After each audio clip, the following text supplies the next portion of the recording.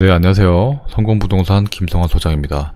자, 오늘은 화성 송산그린시티와 관련이 있는 시립 물류단지에 대한 설명을 드리도록 하겠습니다. 자, 시립 물류단지는 서해선 복선전철 106 역사, 그리고 이 상업지역과 밀접하게 맞붙어 있는 해당 부지 시리라는 지역이고요. 여기다가 물류단지를 만드는 개발입니다. 민관합동 개발이고요.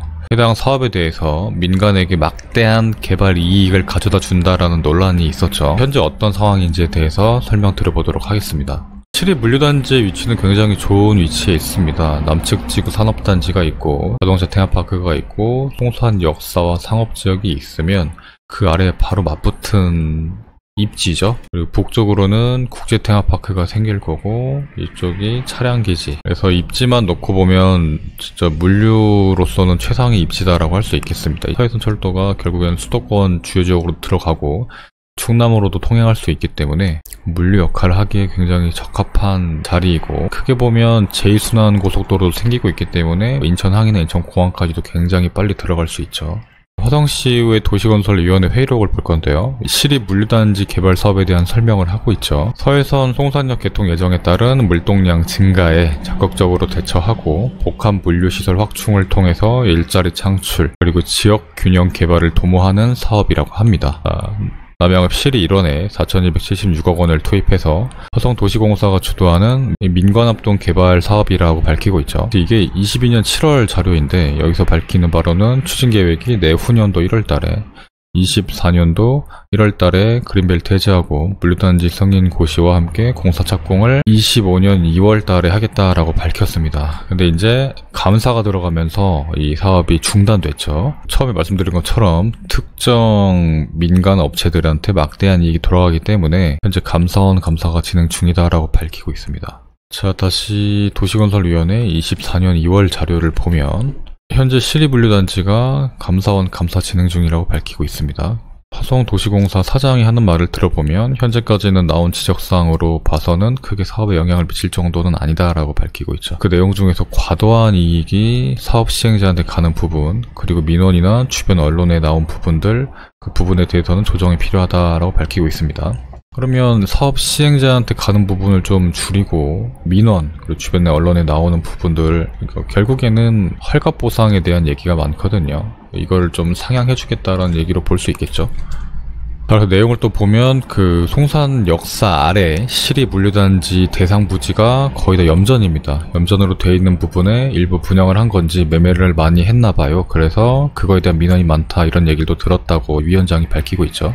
자, 화성도시공사 사장이 하는 말을 들어보면 전체 땅을 100으로 봤을 때 70%는 국가 소유, 그리고 대주주 두 사람이 차지하고 있다고 밝히고 있죠. 나머지 한 3분의 1 정도가 기획부동산처럼 잘라서 판 땅들에 200명 소유주가 들어가 있다라고 밝히고 있습니다. 그래서 30%가량 되는 지주분들 약 200명 정도가 이런 민원을 제기하고 여러 명이 그러고 있다라고 밝히고 있는데, 자기네가 사업 추진하는 데는 비율이 적어서 큰 문제 없이 추진하겠다라고 밝히고 있죠. 그러면 비율이 크면 문제가 되고 비율이 적으면 문제가 안 되냐라는 건데, 이런 발언들이 굉장히 문제인 것은요, 지금 화성도시공사가 해당 시립 물류단지를 조성하는 토지 보상 원가가 지금 70에서 80 정도 생각을 하고 있는 겁니다. 지금 조성 원가가 얼마냐는 얘기를 하고 있는 거고, 여기서 땅값은 보통 70에서 80만원 전후가 되는 거고, 토목공사하고 인허가하고 감리하고 설계하고, 이게 결국에 분양은 260에 하는데 토지 보상가는 70에서 80이다 라고 말을 하고 있는 거죠. 그러면 화성도시공사도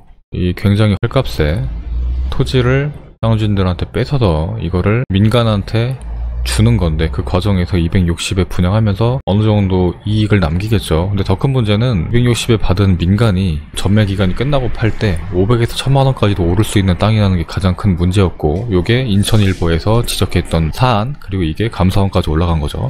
인천일보 작년 기사를 보시면 화성물류단지 저분양가, 민간 사업자 특혜였냐, 이런 내용을 밝히고 있는데요. 계산해보면 평당 75,000원 낮춰줘서 민간업자가 97억을 싸게 매입했다, 하는 말은 미분양을 막기 위해서 이렇게 싸게 분양을 했다라고 밝히고 있는데요. 말도 안 되는 얘기죠. 지금 저런 양질의 땅을 미분양이 날까봐 싸게 분양했다라는 것 자체가 앞뒤가 안 맞는 얘기입니다. 그래서 기사를 보시면 화성도시공사 관계자가 분양가가 과도하게 높아지면 민간 사업자가 땅을 사지 않을 수도 있다. 개발 이후 미분양 등과 같은 사태를 막기 위한 행동이다라고 밝히고 있는데요. 자, 다시 한번 지도를 보시면 시립 물류단지 입지고요. 서해선 복선전철 106 역사가 들어온 위치입니다. 해당 분홍색은 일반 상업지역으로 복합 아울렛이 들어올 예정인 부지죠. 그리고 이쪽은 신세계 테마파크가 들어오는 세계적인 관광지를 만드는 사업이고 공동주택 개발도 진행하고 있습니다. 남측지구 산업단지 45만 평 정도가 올해 분양을 앞두고 있고 KCT가 돌아가고 있죠.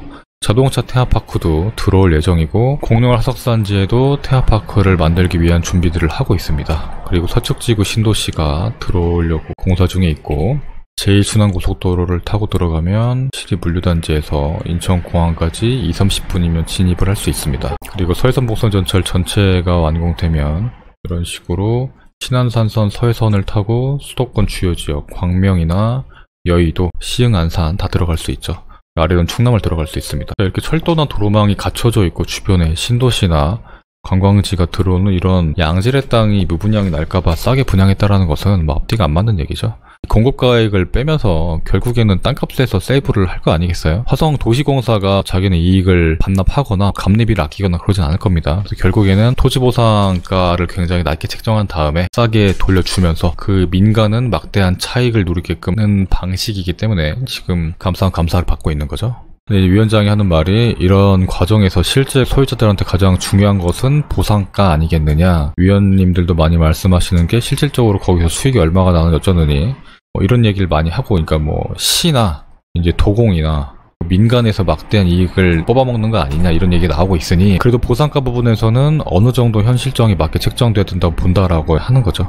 그래서 지금 사업계획할 땐 땅에 대한 보상가격 이런 예측 단가가 나와 있다. 이 예측 단가가 70에서 80입니다. 아무튼 터무니없이 낮게 잡히는 경우들도 있으니 그런 것들을 현실에 맞게 추진될 수 있게 적극적으로 해결해 달라고 밝혔죠. 일단은 현재는 감사원 감사가 진행되고 있고 4월쯤에 끝난다고 합니다. 감사원 감사가 끝나서 큰 문제가 없다라고 판단이 되면 일단 이 사업은 진행이 될 것으로 보이죠. 땅 주인들이 어느 정도의 보상을 현실적으로 받을 수 있느냐에 대한 문제인 것 같고요. 이 자료는 이 시리에 실제로 땅을 갖고 계시는 분이 보내주신 자료입니다. 그래서 아까 화성도시공사 사장이 말한 것처럼 이쪽에 일반 투자자들, 땅 주인들이 들어가 있고 이쪽에 특정인, 그리고 이쪽에 특정 가족, 여기가 국공유지 합치면 이게 70% 이상이 되기 때문에 적은 면적이면서 많은 사람이 소형 평수시 갖고 있으니 큰 문제가 되지 않는다라고 생각을 하고 있는 거죠. 이렇게 양질의 땅을 70에서 80 정도 보상가를 예상한다는 것 자체가 이 땅 주인들한테는 납득할 수 없는 상황이고 그래서 민원으로 이어지고 있는 거겠죠. 화성도시공사나 화성시는 이 민원에서 자유롭지를 못합니다. 그래서 도시공사나 화성시에만 민원을 걸 게 아니라 경기도나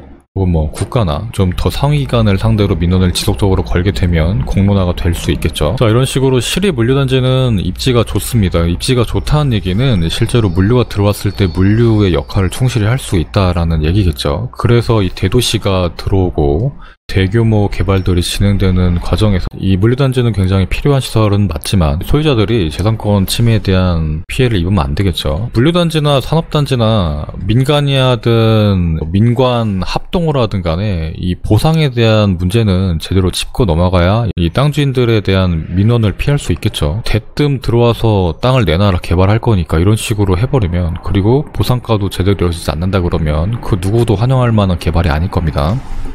감사원 결과가 어떻게 나오는지, 그리고 장래에 화성도시공사가 이 지주들한테 얼마의 보상가를 제시할지에 대해서도 공유를 하면서 또 한번 정보를 드리도록 하겠습니다. 이상으로 영상 마치겠고요. 본 영상 도움 되셨다면 구독과 좋아요 부탁드리겠습니다. 감사합니다. 성공부동산 김성환 소장이었습니다.